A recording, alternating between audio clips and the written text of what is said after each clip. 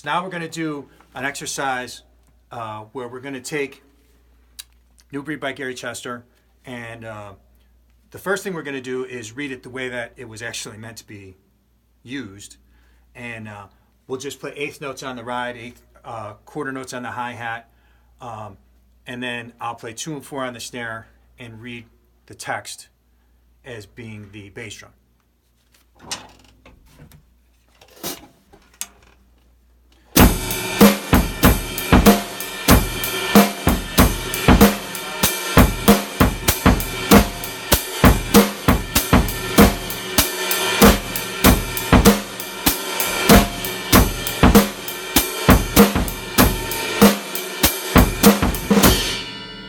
So the second thing we're gonna do these is we're going to play the eighth notes on the ride, the quarter notes on the hi-hat, and now we're gonna put quarter notes on the bass drum, and we're gonna read these notes as being the snare drums, which is also another exercise from this book. But it's gonna lead us into the chasing thing that we're gonna do after it. And it's good to get these in and get all comfortable with these first. So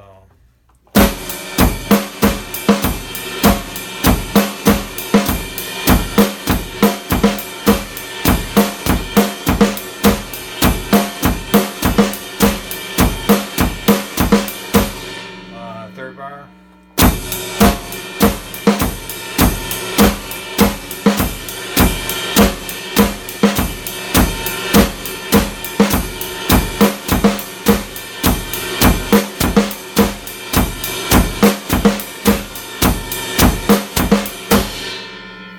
So once you feel comfortable doing those, there's a lot of information in this book, and there's actually 10 different sheets with exercises like this on there, and it really covers a lot of different rhythms.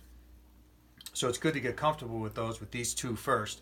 And then the next thing that we're going to do is we're going to take and do the same exact thing we did with our hands and with our left foot, if you're right-handed. And you're going to play eighth notes on the ride, quarter notes on the hi-hat. You're going to read the text on the snare drum. But now we're going to take that bass drum and we're going to get rid of the quarter notes and we're going to follow the snare drum hits. So like in the first bar, snare drum's on 1, so your bass drum's going to be on E of 1. Snare drum's on the and of 2, bass drum's on the of 2. Snare drum's on the 3, bass drum's on the E of 3. Snare drum's on the of 3, bass drum's on the 4.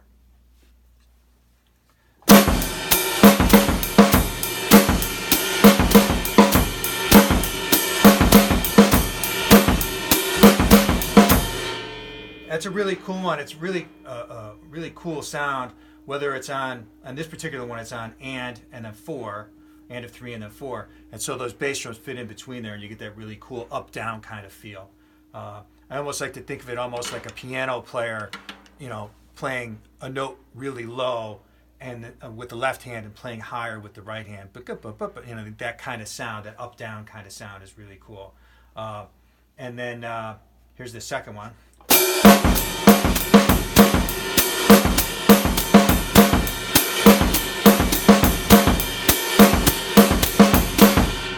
Third one.